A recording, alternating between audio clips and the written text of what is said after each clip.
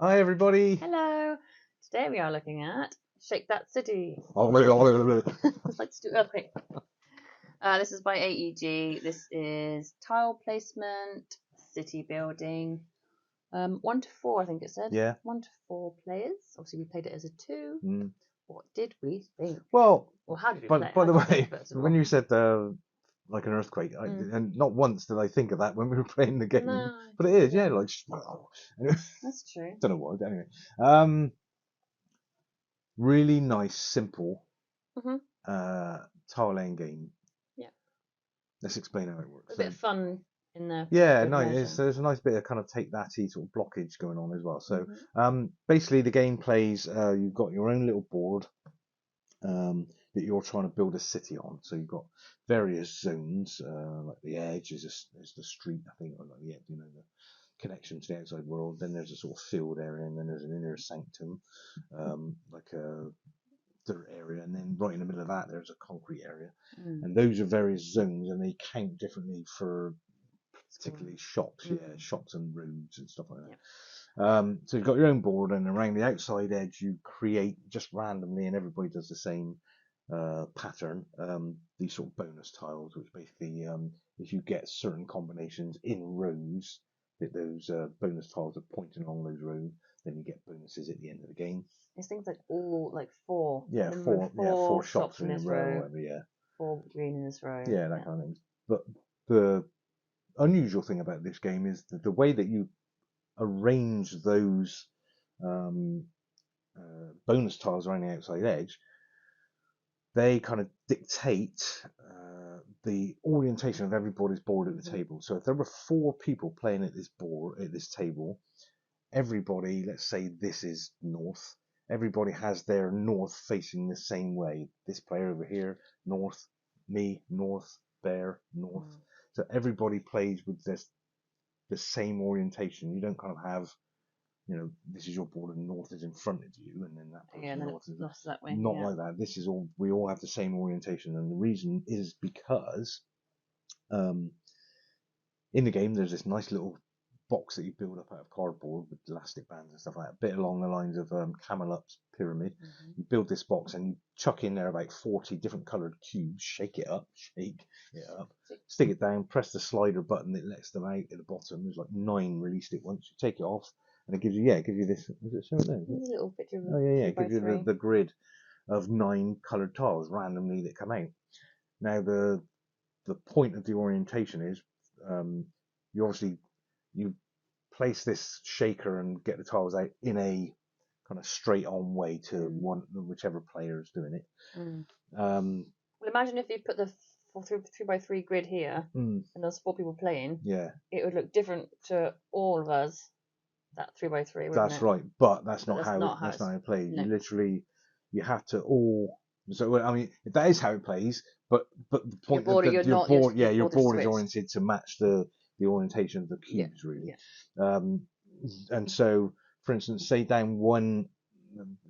this edge. So if I put the cubes there and there were 3x3, if this edge were all black cubes, I would take, if I took the black cubes, this edge, 3 cubes in this orientation. I couldn't spin them round and put them like this. And I'd take them that way as well. The player would be the same, yeah. And the player over there would take them in that orientation, and the player over here. So they all stay in that orientation when you put them on your board. So you don't actually take the cubes and put them on the board. You choose that colour.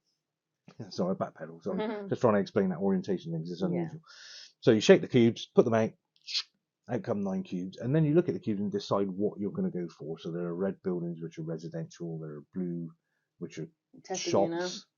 Black, which are factories. Grey, which are roads, and green, which are parklands. Not bad. That's unusual for me to get all those things, right? And you're trying to populate your board in the best way you can. The usual kind of city building kind of mechanic, whereby you're trying to put residentials next to parks or whatever, shops next to roads, so people can get to them. You don't want factories next to residential. That's right, because they're minus your points at the end, that kind of thing. So usual sort of rules, and there's a nice little kind of cheat sheet that comes with it that tells you as you're sort of playing. Which helps actually. Yeah, because you suddenly forget what are the best combinations. And so you look at the cubes that are out, and they come out randomly, and you might think, well, I want to take some residential red cubes. I want to take some residential buildings. You don't take the actual cubes, but you take the Corresponding. you take the corresponding number of cubes. So say there are 2 red cubes. You take the corresponding number of tiles from the supply, so 2 red residential buildings, and then you have to place them in the same orientation and spatialness, spacing that they are in the grid. So if you've got one in, for example, here those 2 residential ones there. Yeah, those 2 one's reds. top left and one's bottom right, so you can't. You can't put them together. You have to put them. You have to imagine the 3x3 9 grid when you place them. So you have to kind of say, for instance, there's one top left hand corner and one bottom right corner. As I just said. Yeah. She did it. But you'd have to place them in that way on your board. You couldn't put them next to each other, and you couldn't spin them round. No. And that is the point of it. So it sounds tricky trying to explain it like this, but when you sort of see it written in the rule book, it's very obvious. Looking at it helps. But yeah, so you choose a combination of buildings that you want, not combination, the colour. There's only one colour, and then you place them on your board, and then the other players do the same for that turn. Now the person that's shaken up the city and released the tiles, the cubes, they have first dibs. So say for instance they go for green parklands, they say, oh, I'll have 3 green, and they place them on the board. Nobody else can choose green on that go. Everyone else can choose other colours, and everyone else can choose the same colour except green. So everyone could go for red if they wanted to. Gets dibs, but the first person blocks everyone else from choosing. Which goes into tactics. Yeah, you can think, they really want buildings. How they're getting residential there, so I'm going to keep the reds. Especially towards the end of the game when it gets a bit tight, and there's obviously the number of cubes. That's something else you can't change. You can't change the way that they fit on your board. So later on in the game, if you do have like a bottom right and a top left of the 9 cube layout, you're going to find it tricky to fit them on your board. Because you have to have them in the same spacing, same orientation. If there's a 1 red later on and you need a red, great. You can pick that red and stick it anywhere on your board you like, because it's only 1. It can go anywhere. But if there's 2, again, a bit tricky. If there's 3 or 4, you're up the creek without a paddle. But it did stop us during the last game we played. And if you can't go, you can't go. You don't kind of just say, oh, I'll choose something else, or just choose one of the 2 reds. You literally have to place everything. And you're thinking of this, the layout as well. Like, you can't get it to residential. I lose points if I get an extra factory. Also, trying to get it in your rows for your bonuses around the outside as well. Yeah, really tricky. It is tricky. It's not like high scoring. No, and very close scoring. All your bonuses. The games we played were only like 3 or 4 points apart. Normally just because of the end bonuses. The bonuses, So basically, there are 15 rounds. You take it in turns, sort of first player. Obviously, that's playing as a 2, so me. But you play 15 rounds. The first 12 rounds, you've got that block-in initial first player. Nobody else can choose that colour thing. But in round 12, 13, 14, 15. Everybody can use any colour, so that first player blocking the colours doesn't count. I understand that by that round everyone's getting a bit tight on space. Yeah, that's right. You have to basically pick the singles. Yeah, basically. So yeah, but really, really simple, very quick, because everybody just looks at it. There's a tiny bit of AP, I suppose, because you have to think about your bonuses. You have to think about what's going to come up later on, how you're going to fill those spaces. There's 5 things you're thinking about with the placements, and there's like 6 bonuses you're trying to think about. But the scoring's quite nice. I mean, the scoring basically is for every residential building, you get 2 points for every area. So if you have an area of 6 residential buildings, 2 points. If you have a residential area of 1 building, 2 points still. So you want to kind of just get as many red separate areas for multiple points. But not near factories. But if they're next to a factory, you get minus points. Or you don't score, in fact. So I'm just looking at the cheat sheet. Shops score 1 point for every shop that has around the edge.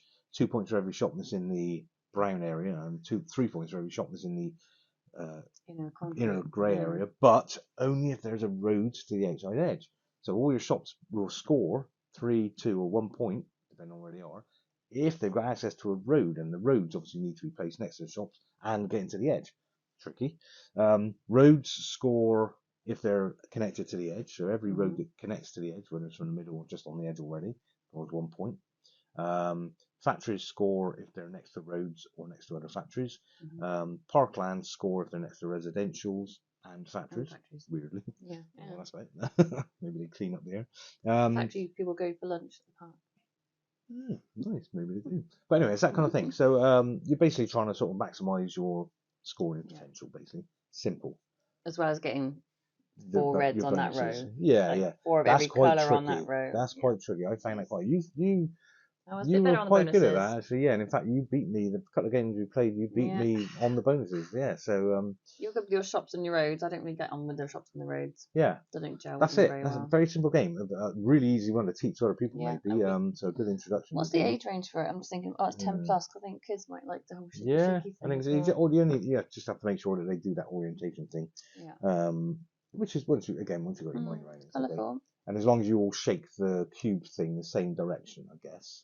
Yeah. It would make it kind of makes. Yeah, because you were doing it with your thumb, and I was doing it like so. You were doing it with your thumb there, and I was doing it like that sideways. Like so somebody over there was doing it would have to do it like that. Yeah. But I don't know. I guess it wouldn't really matter. They could do it towards them, but then you'll use that orientation. suppose, You know what I mean? As long as you keep it out. square, as long as you keep it square in the middle of the table, and then say, This is 1 to 4 players. As long as you all know where. If you get up to 6 players, it gets a bit confusing of the orientation, I suppose. So that's why they kept it to 4. Yeah. But as long as you've got that, didn't show on there, does it? But I'll do a picture of it. But the orientation of the board with the little curl, as long as your little curved bit is all at the top left-hand corner or whatever. Yeah. Then all good. So you know which way is up, basically. No, we haven't done. Discuss scores. We haven't. No, we never How do. unusual for us. Well, okay, so let's just chat quickly about the so the components. Really nice, tons and tons of tiles. There's loads of tiles. Yeah. The boards are really nice. The shaker. Yeah. Really works. It's really cool. I like basically, you build it up as. I had some user error problems initially. I think that's just it's just getting used to the way that you shake. I was like a bit delicate with it. I should have been just more. There are like 9 holes in the bottom, and then the next layer up inside there are another 9 holes, and the next layer up again there's another. So I think they kind of filter through. So you have to. I think shaking it this way rather than this way. Yeah, because they can come out of the hole makes, and do that. They well, that's what I mean. Yeah, if you shake it that way, they tend to not sit down in the holes. If you shake it this way, it settles them in the 9 holes at the very bottom, and then you press it down and then shake. I think it was like once or twice out of the whole game. Yeah, one didn't come out. And just kind of, and it's always me. There's no rule in the box that says if that happens, you take 1 tile out, 1 cube out, whatever, or just work with it as is. I don't know, but we just house ruled it. If that happened, you just put all back in and do it again. Before you even had a chance to think about it, I really needed that, don't look at them, because you might look at it and think, oh no, I like that roll, and there's one. But anyway, so so components wise, I love it, and the cubes are really nice solid cubes. Really good. Everything's well made. Really colourful. Yeah, fun. Really nice game. The whole time. Yeah. Entertaining enough for you, being like a high-end gamer that you are. No, I like it. It's quite a challenge to sort of get all set up. I think it's more kind of my kind of style. Yeah, well, you beat me every more like time you simple play. puzzly rather than D&D. I like it. I like it. It's good. So scores. Do you want to go first, or should I go first? You go first. I haven't thought about it. Okay. No, I really like it. I mean, 8. Good 8. Yeah. Really? Yeah, I really like it. I mean, it's sort of 7.5, 8. Yeah, but I mean, I was thinking 7. For the simplicity, really. Yeah. For the simplicity. Well, And I think it will play differently every game, because obviously you're going to have to just change your tactics as you go. Think about it. You like puzzly things. I do like puzzly things, but I need a bit more of a theme. You didn't think it was very themey, did you? I really did. I felt like I was building a city, and you didn't. I was thinking about colours. Yeah, I guess. Blue one, red one. Yeah. I was thinking, residential. And I was, I see, and I could see it as I was building it. I was thinking it was, didn't get that from me. Oh, that's why I've gone for 7, I think. Fair enough. I still enjoyed it, and still like the actual thing. So you play it again easily. Yeah, I would play it again. Yeah, definitely. It's not like, a bit bland. No. It was fun, isn't it? It's a good thing. It's easy to play. That's why it's not 8, 9. Right. I think for me. Fair enough. Oh, well, I liked it. That's why it's an 8 for me, because I did get that sort of city. You like that kind of thing. I like puzzly, that Tetris-y type thing. Yeah. And it's quite unusual, that fact you have to keep your orientation. And I've just thought of a great example. This is the difference between this one and say My City. Yeah. My City is similar. Got to try and fit things in, but you get the kind of progression of every time. Oh, there's a new landlord's come in and taken the trees down, and it's more of a theme about what's happening in the world that you're dealing with. Yeah, I guess it's well, the legacy side of it. Yeah, well, the factories have started coming in. Yeah, I guess that. Yeah. More a story for you to read and think. Yeah, I guess. Well, that's what you like, story, isn't it? Yeah. So like My Cities, I love My Cities. Sure. Yeah, I get that. Fair enough.